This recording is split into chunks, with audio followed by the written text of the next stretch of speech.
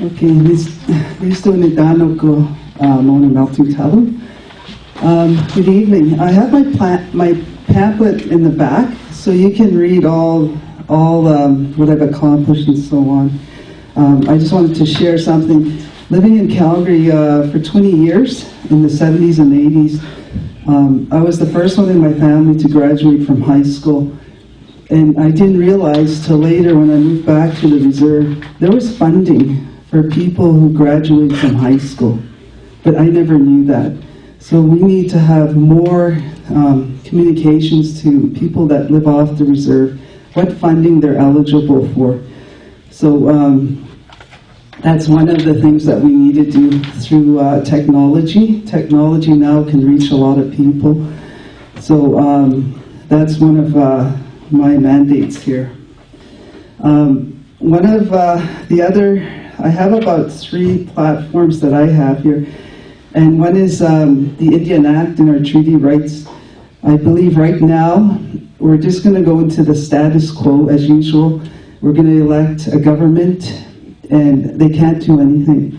They're just going to have to do the same thing they've been doing for all these years because of a 140-year-old act that dictates everything that we do.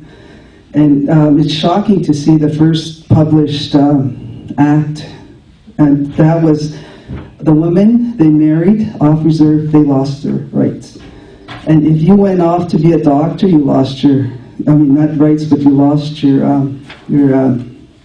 membership.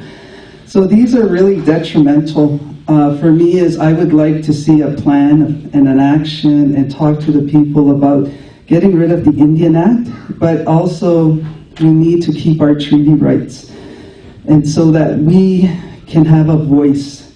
Because I hate to say it, but if we have a new chief and council, they can't do anything. It's going to be the same old way, and that's what's been happening all these years.